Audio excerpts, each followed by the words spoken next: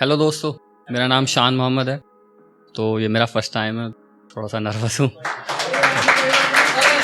बहुत शुक्रिया। तो पहली 2 लाइन में बोलना चाहूँगा कि माई मॉम इज़ नो मोर। तो पहले 2 लाइन में उनके लिए बोलना चाहूँगा कि मैं किसी भी कीमत पे मिलना चाहता हूँ अपनी माँ से, कोई मुझे उनसे मिलने के लिए रकम की मिकदार तो बताए। मैं किसी भी कीमत पे मिलना चाहता हूँ अपनी माँ से, कोई मुझे उनसे मिलने के लिए रकम की मिकदार तो बताए। और जब मिलूंगा तो बताऊंगा उन्हें, बाबा ने मेरे दोनों किरदार निभाए।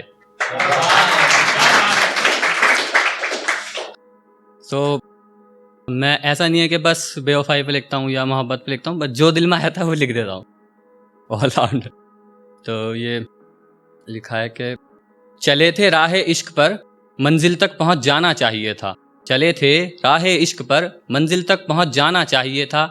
जिसने वादा किया था हाथ पकड़कर चलने का, उसे साथ निभाना चाहिए था। और अब इस हाल में देखकर ज़माना कहता है हमसे इश्क बुरी चीज़ है। और अब इस हाल में देखकर ज़माना कहता है हमसे इश्क बुरी चीज़ है। चलो मान लिया इश्क बुरा है, लेकिन करने से पहले बताना चाहिए था।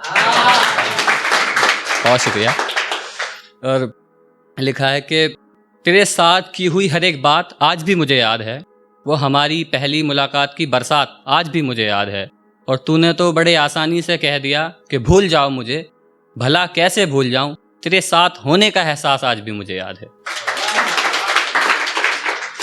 और कुछ ये लिखा था कि कलम रखूं कागज़ फाड़ूं, मैं फिर एक कलम उठाऊं।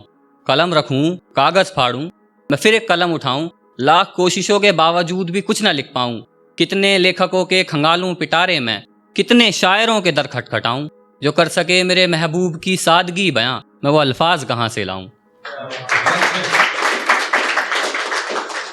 तो एक शेर लिखा था कि कभी कभी वो मुझसे मिलने किसी और से मिलकर आती थी। कभी कभी वो मुझसे मिलने किसी और से मिलकर आती थी। मैं खड़ा रहता था तपती धूप में, वो देर से आने का बहाना घर के काम बताती थी। मैं खड़ा रहता था तपती धूप में, वो देर से आने का बहाना घर के काम बताती थी। और दहकता था मेरा सीना गुस्से से उस दम, मैं फिर भी उसे गले से लगा कर रखता था, जबकि उसके जिस्म से महक गैरों की आती थी। ये अर्ज क्या है कि अगर मुझसे कोई पूछे इस जहान की बदतरीन से बदतरीन सजा बता दो, तो मैं कहूँगा मुजरिम को किसी पे फिदा करा दो। और करके मुब्तला इश्क में उसे उसके महबूब से जुदा करा दो। बहुत शुक्रिया। लिखा है कि कोई शेर लिखूं गज़ल लिखूं या तुझ पे पूरी किताब लिख दूं। कोई शेर लिखूं गज़ल लिखूं या तुझ पे पूरी किताब लिख दूं। और तेरे साथ देखे वो अपने टूटे से ख्वाब लिख दूं। कितनी खाई झूठी कस्में कितने तूने वादे तोड़े, कितनी खाई झूठी कस्में कितने तूने वादे तोड़े। कभी कभी दिल में आता है कि कलम उठाऊं और अपने इन कांपते हाथों से तेरी बेवफाई का हिसाब लिख दूं। बहुत शुक्रिया। और ये है कि अच्छा, ये मैंने कुछ लाइनें लिखी थी। वैसे तो अब ज़माना बहुत बदल गया है, लेकिन अभी भी कुछ लड़कियां मेरी इस बात से रिलेट करेंगी, तो ध्यान से सुनिएगा। मैं एक लड़की हूँ, मुझे यही बात सिखाई जाती है। मैं एक लड़की हूँ, मुझे यही बात बताई जाती है। मैं चुप नहीं हूँ, मेरी आवाज़ दबाई जाती है। मुझे बोलने दो, मैं भी बोलना चाहती हूँ।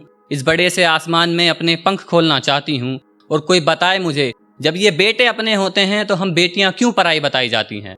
मैं एक लड़की हूँ, मुझे यही बात सिखाई जाती है। मैं चुप नहीं हूँ, मेरी आवाज़ दबाई जाती है।